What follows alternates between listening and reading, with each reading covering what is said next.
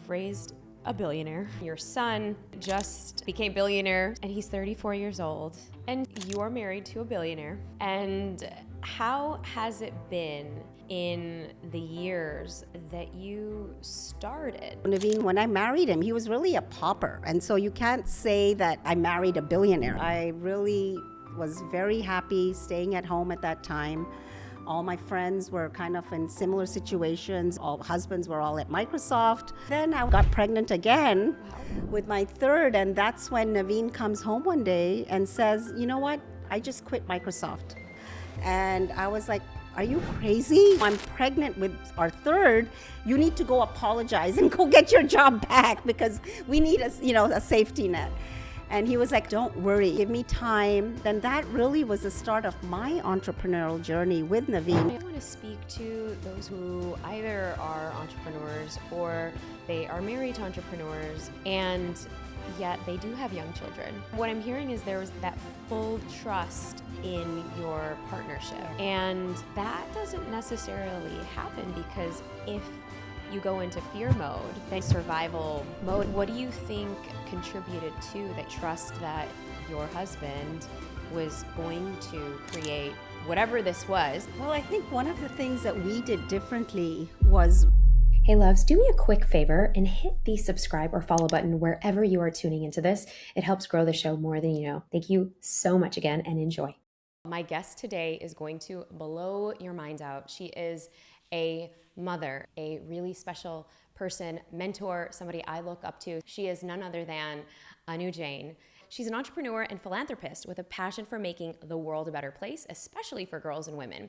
And she's had several different careers in her life, most notably one that is raising her 3 incredible babies, married to an amazing, powerful human being. And I will link her bio in the show notes. But let me tell you a little bit about Anu.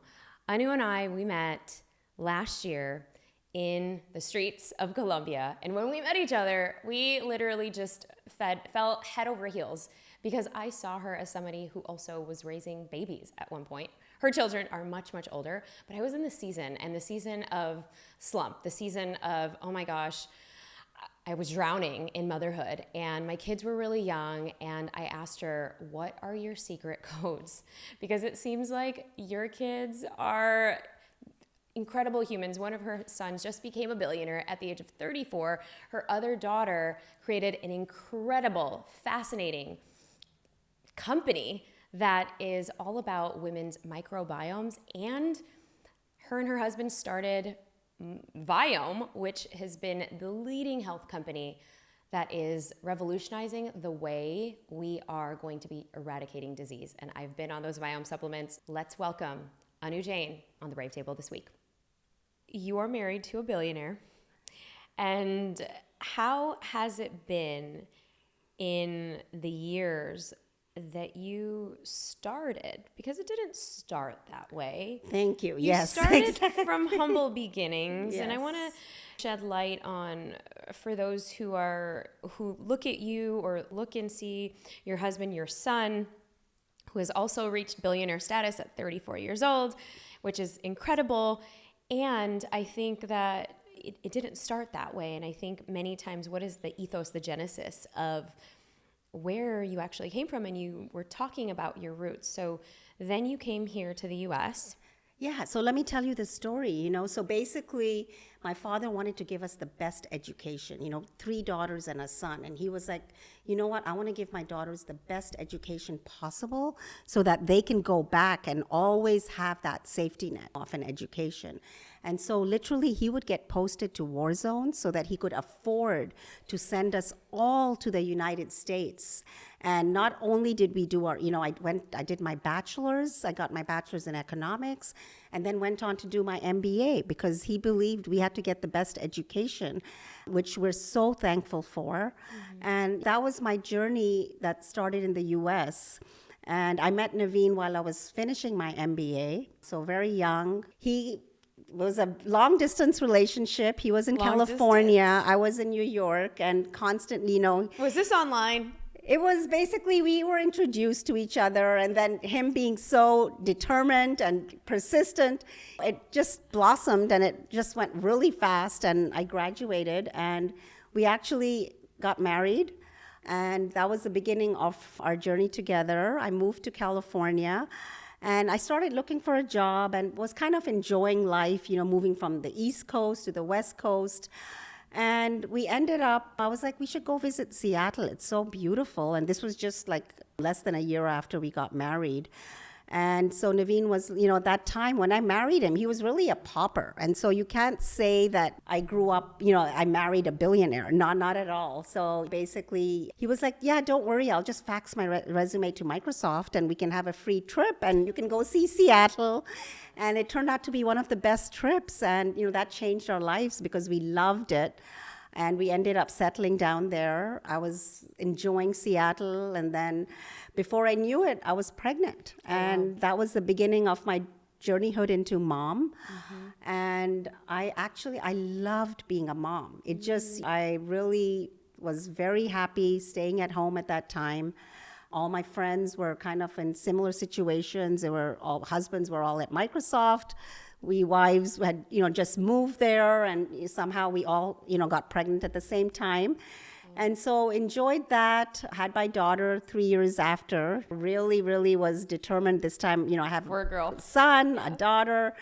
And then I was pregnant with my third. I got pregnant again with my third. And that's when Naveen comes home one day and says, you know what? I just quit Microsoft. And I was like, are you crazy? I'm pregnant with our third. You need to go apologize and go get your job back because we need a safety net. And he was like, Anu, don't worry. Give me time. And you know that I can always go back or I can get something else. And so that happened. And that really was the start of my entrepreneurial journey with Naveen because he started in our living room. Sure. And it was such a wonderful opportunity for me. I, dived right in, did HR, finance, and was part of that growth, incredible growth. Within 2 years, we went public. Oh my and gosh. At that time, we were still a small company. And at that time, I was like, you know what? I need to start giving back. And so I created a company foundation. I created a community relations department, and I wanted to get our employees engaged in giving back. And so I really built that culture right from the beginning. Yeah. And I loved doing that because being part of that, it also gave me flexibility to be a mom and have the flexible hours where I would go in for a few hours every day, and then I would be home in the afternoons and with the kids and do what I really loved most was being with the children and being a mom for the children. Well, and I also want to speak to those who are listening who either are entrepreneurs or they are married to entrepreneurs or they themselves are getting that itch to start that thing, that passion project. And yet they do have young children. And you were in this limbo of, oh my gosh, I'm pregnant with my third. You just quit this very stable job at a very big company called Microsoft. And what are we going to do next? But what I'm hearing is there was that trust, that full trust in your partnership. Yes. And that doesn't necessarily happen because if you go into fear mode, then you kind of go into that survival mode. And so what do you think that is contributed to that you were able to, trust that your husband was going to create whatever this was, because this was completely new at the time? And what is that advice that perhaps you may give to other women who may be floating in that particular boat as well?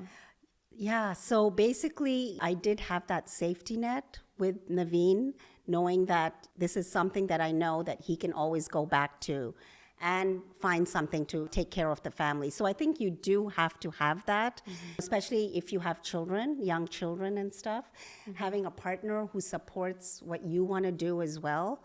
So, I grew up very risk averse just because of growing up in an environment. And I think it was in your DNA. It was, already. So it was a kind of a balance where Naveen was so he is such a risk taker, and me, I've always been so risk averse. But, living with him, I've actually learned that risk is good to take, and especially when you do have a safety net at the back, you can't lose anything. And so I've been very lucky in that ways, that I had the freedom to go and do what I wanted to, where I could have that career and yet at the same time be there for my children. Yeah. It's really kind of looking at your own personal circumstances.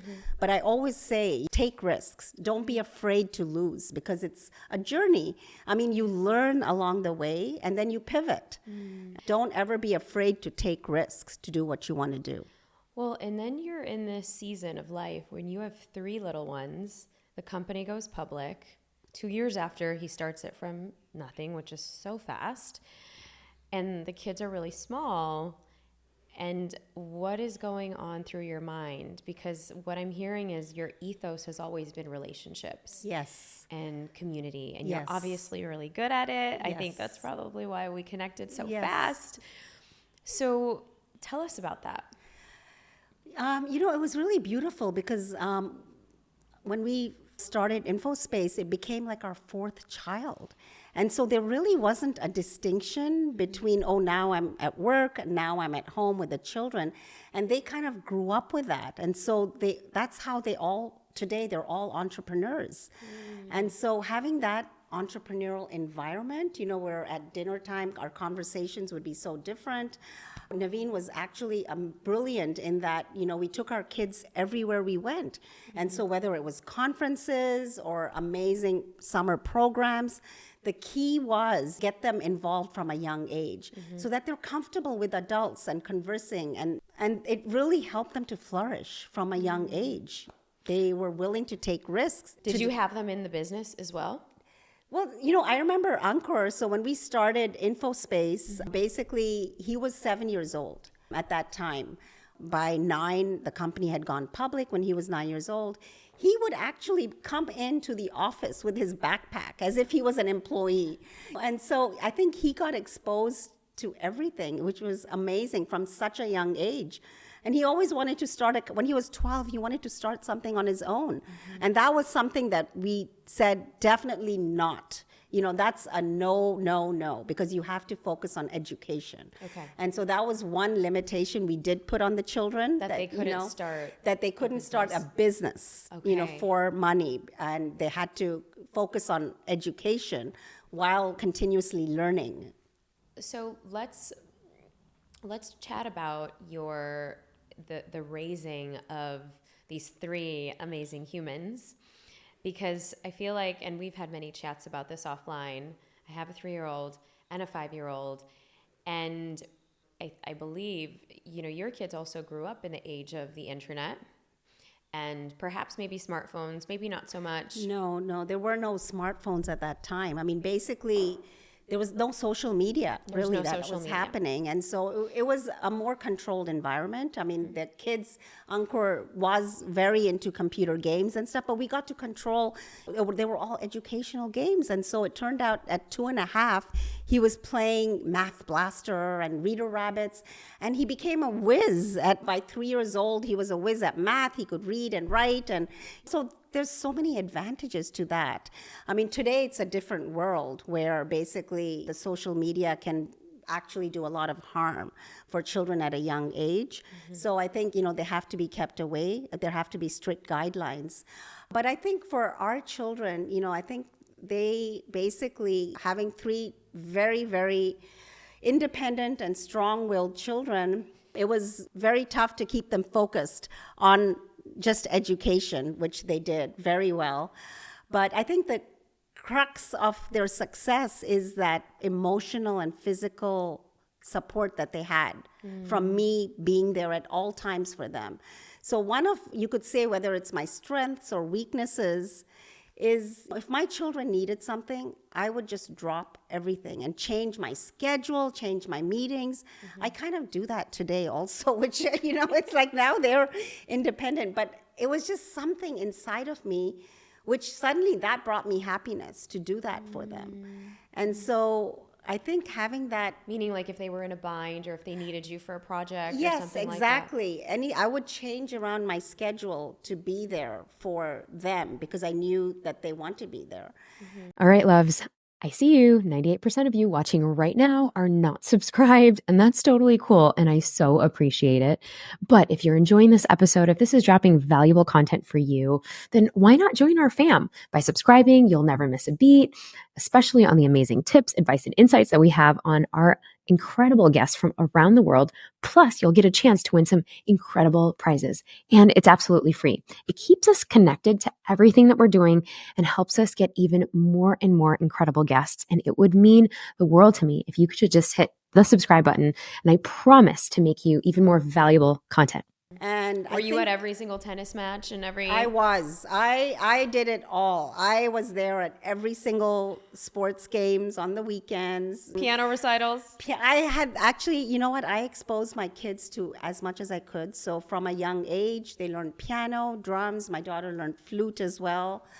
And I think that was the key, exposing them to as much as possible, age appropriate. Mm-hmm. Sports was very important. So every year they would do all the sports, fall soccer, basketball, baseball when they were young. And then in high school, they all became the team captains for tennis. All three of them? All three of them. Became the team captain? Team captains, all three of them. And, they did amazingly well. All three of them did mock trial, and they were the leading attorneys in the cases. They went to state competitions, their teams would win, and everybody would think, oh, maybe they're going to become lawyers. But I mean, the skills they learned during that were amazing. And was it prompted by you and or Naveen?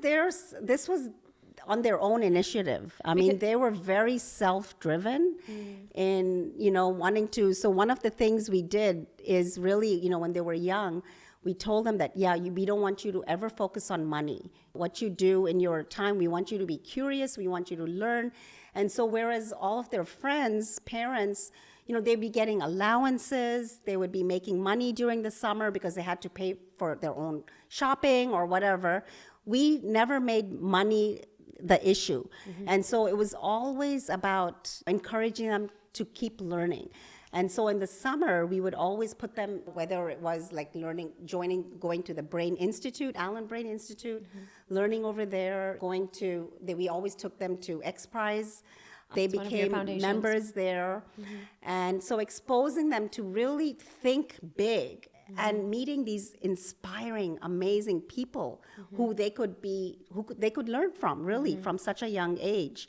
And I think that's what was the key difference, which made them so successful. It was really exposing them to so many different ways of thinking and learning that they're able to do what they're doing today. Well, and I find it so interesting that you shared you didn't want to make it about money. Because when you're reading all the parenting books, shout out Brave Table Fam, you want to give them responsibility, and you hear from all of these experts that give them chores to do and have them earn their way. And of course, I am such a big fan of resilience. And there is this other side where I feel like it's known a lot of young people today, Gen Z, Gen Alpha, they're entitled. They're an entitled bunch.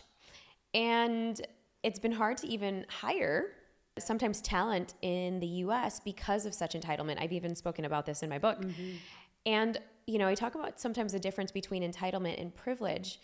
And when people would see you or your family and how you've raised such driven and self-sufficient children, what do you think some of the issues are that parents today are making in raising an entitled generation of thinking, okay, that should be mine? Well, I think one of the things that we did differently was really, because we came from humble beginnings. We always had to watch money. We had to take care of our basic needs and stuff. And so we didn't feel that the kids had to also live that lifestyle that we did. And so we kind of had them start at a higher platform, but at the same time gave them the values of money. And so I never really changed my lifestyle much with our public company going public. Even today, I don't feel any different. I mean, to me, it's just a term that, yeah, you can buy a lot of things and stuff, but the basic values stay the same. For me, the biggest joy I get is from helping others and giving back to others, because that's where you're making a true difference, instead of just for myself, buying for myself and myself. And so I think the children grew up with that, because from a young age, I got them involved in all the things that we did for giving back. And so like on their birthdays, we would take them to an organization and have them, donate money or clothes. And then at Christmas time, we would adopt a family. And so really making them realize the joy that they get from helping others. And seeing that just because they're privileged doesn't mean that that's what's the biggest thing in life. The privilege is to be able to give back and help others, to lift others as well in everything that they did. I think that we have control till the kids are teenagers, and especially once they leave for college. That's the time when they're independent and they've built their own sets of values and they go forward. And so I think that's the best you can do, right? We just give it our best. We do the best we can. And really, I think it's only until age 12 where you can really teach your kids as much as you can. Expose them to what your values are. Things like music, art, teach them about technology, the brain, sciences. And really, that's what creates that creative mind. I mean, one thing we did also with the children, we put them in Montessori schools when they were like 2 years old. And I think because that's when the children's brains develop the most, when they're like until 5 years old. And so by starting them in that program, really it gives them that drive to kind of be curious. It's not a classroom setting where you're just sitting and the teacher is reading to you and telling you, memorize this, do this. Right. You yourself are curious and things are out there and you kind of proceed at your own pace. And so I remember with our oldest, he was 2.5 years old. He was in a Montessori program, preschool to kindergarten. And he was doing everything that the kindergartners were doing. And so literally he had to skip a grade because he was so far ahead. Oh, wow.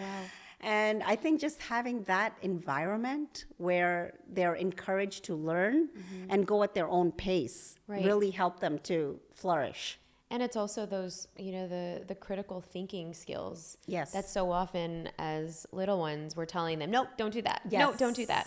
No, be safe. And I can't imagine how many times I know they wanted me to be safe. Yeah. But my elders would say, no, don't do that. Don't move. And you're like, oh, okay. And here, what I'm hearing is this completely different way of parenting where you're giving them permission, go learn, go explore, see how that feels. And that was the other thing, that even as they grew up to be teenagers, that was one of the things they knew they had, that even if they did something that we didn't approve of, that was something wrong, they could come to us.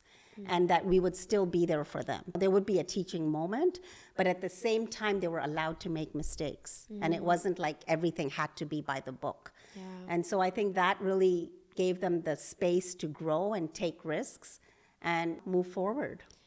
I mean, it's so incredible. Your son just recently got married, and his wedding was plastered all over People magazine. His company just became billionaire status built. Yeah. And he's 34 years old. And so you've raised a billionaire. Yeah. And you're married to one. And as a woman who knows her center and who also claims that she is the driving force, what advice do you perhaps give to other women who kind of get lost in themselves, maybe get lost in their own identity, or they get lost behind their children, or maybe they think what I'm doing is not even valuable enough because it's not what the outside glamorizes? And have you ever felt that way? So, I think as women, we all kind of feel that because we all have priorities, right? Our priorities are our children and husband. And we tend to put ourselves behind. And I did that too. But I mean, I actually loved doing that because I felt like I love being a mother. And so there's a time that comes when things are kind of, it's kind of like the right time. So as my children grew up, I mean, I was lucky enough to have that career and as well as be there for my kids. But once my children started leaving, at that point, I was like, now this is my time. I want to really focus on myself. And what is it that, now that my children are adults, are independent, doing so well, I started to go inwards. And to me, what are my passions? I mean, I've always been about community and relationships and building relationships. And I've done a lot of that. I've continued to do that for all the companies we've started to build that employee engagement within our community, with building bonds with each other. And so now my focus, I've got drawn towards spirituality and finding myself inside, which I really enjoy. And so my next venture really is looking to see one of the big things that is broken is our relationships in today's world. So, what can we do? How can we provide tools for people, and not only for personal or business relationships, but really for ourselves? Because I think that's the biggest thing we can do for ourselves is really to have the tools to understand what are we thinking, what are we saying to ourselves, because that's what's reflected in the outside world. And if we have the tools, we really can change the way we think. Yes. And we can become confident and we can become happy. It's the biggest source of happiness is to find that inner peace and be resilient and acceptance. And so that's what I'm, really looking forward to doing next in the next chapter of my life, is to build something where I can help other people as well in finding that, giving them the toolkits and really what is it that's unsaid, whether they're not listening to what thoughts they have. And how to change their thoughts, because as we know, it's very scientific, right? Our brain is so plastic, and if we choose to think positively, think in a certain way, we change the chemicals in our body. And that, the gut-brain connection, we change the microbiome in our gut.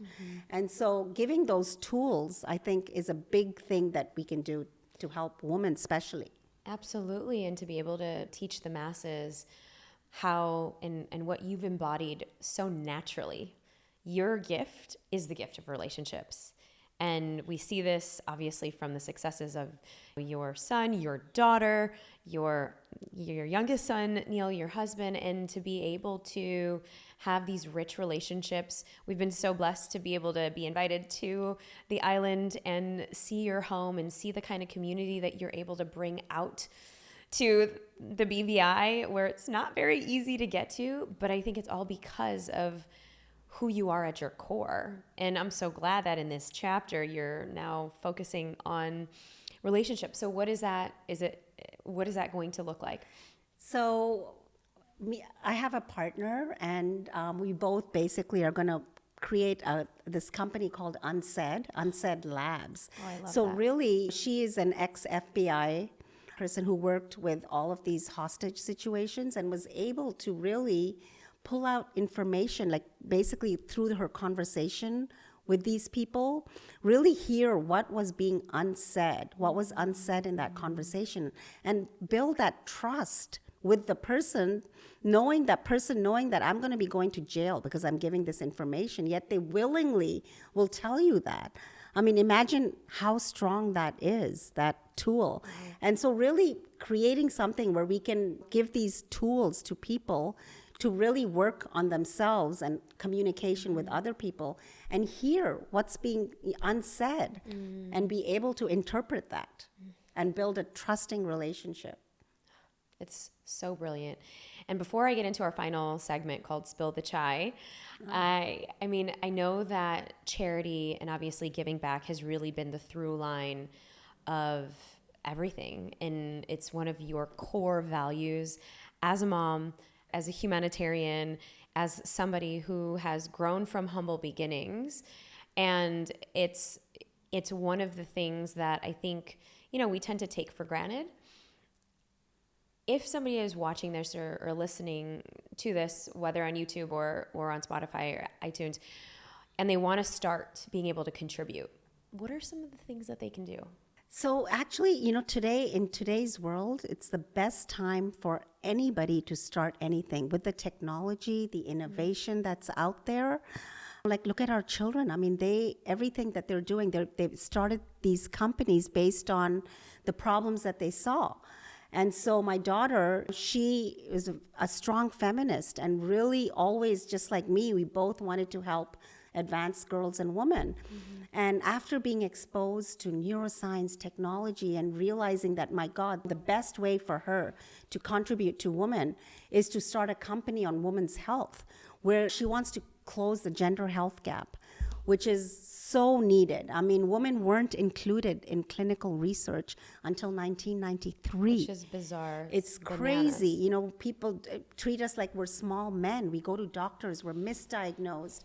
We're given treatments like 10 years later. And so she is changing the landscape of that. And so you can build this company, you can start off like wanting to solve a problem, and at the same time, you create a billion-dollar company like my son did. I mean, he started in college with this entrepreneurship society, getting students from different colleges to come together and start companies which would make a difference, which would fix a problem that was still there in society.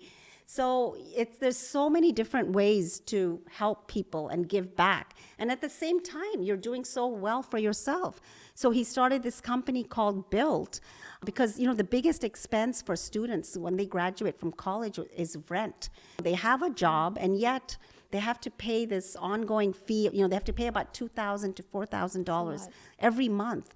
And it would just go, it would just be a wasted money. And now he's built this credit card where they're able to put this rent on a credit card and earn rewards. And they can eventually use these points towards paying rent as well. And so really building something which is so impactful to the world, and by doing good for others, you're really doing well for yourself as well.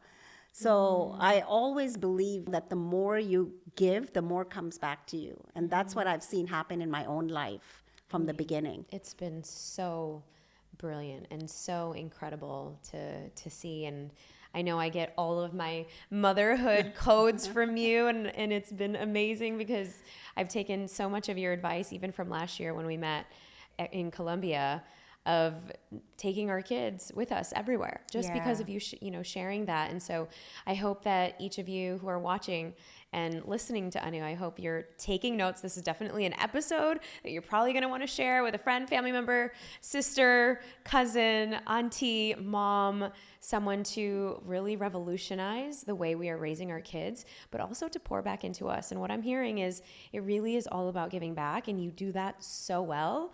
And you are the testament for the give back, and also now sharing this new incredible project of relationships, which is so wild. So before we close up, I want to get into our igniting round, which is called Spill the Chai.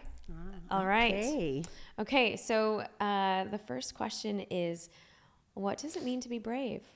So I think being brave is doing something that you're not comfortable doing, and it's taking risks. And as I said, for me, I was so risk averse growing up, and that's something that actually Naveen's helped me a lot with, giving me the courage to take risks. And you really don't need somebody else to do that for you. You can do it yourself. Don't be afraid to take risks, and give yourself permission to fail, that it's okay. I'm human. It's okay to fail, because your intentions have to be right.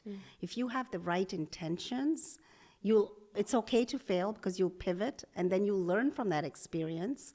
And that's what makes you brave, because you keep going. You don't stop, because you want to make that difference. You want to help others. So that's what I believe that's what brave is. Okay, chai or matcha? Matcha.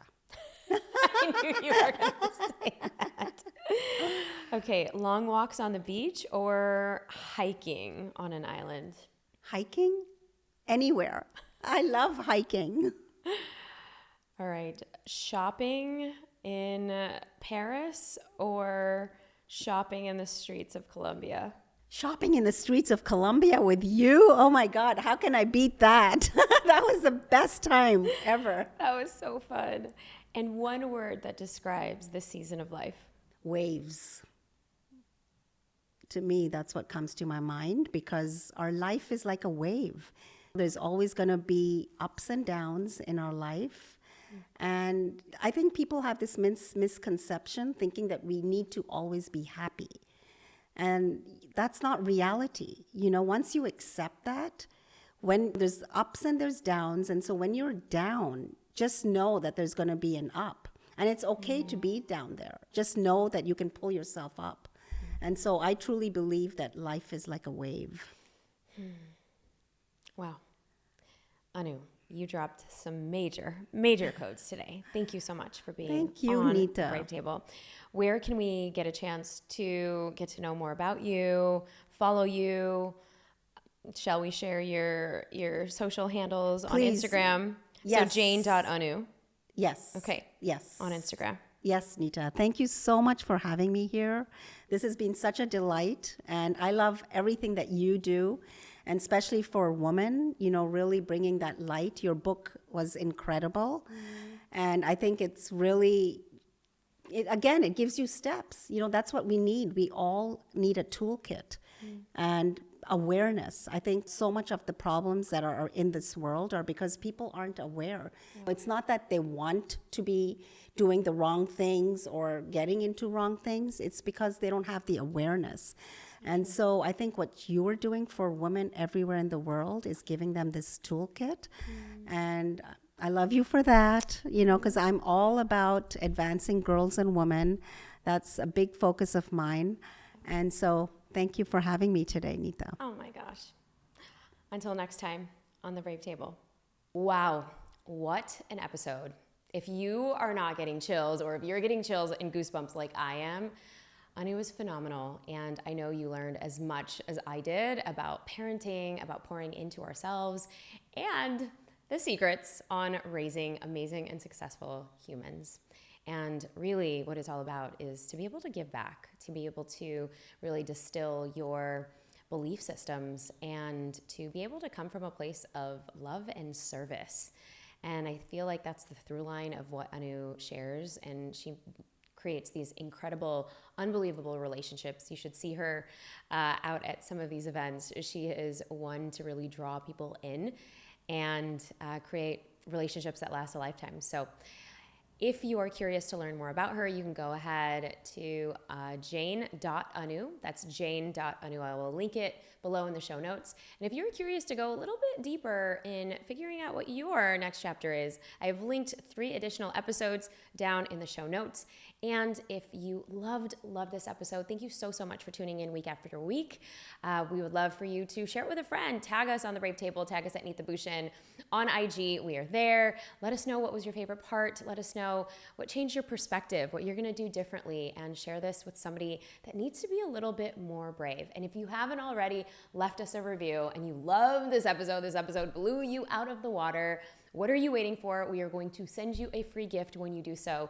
Go ahead and go to iTunes, scroll all the way at the bottom, give us that 5-star rating, and send us a screenshot at support@globalgrit.co. That's support@globalgrit.co. And I will see you soon. Thank you so much for tuning in. Until next time on the Brave Table.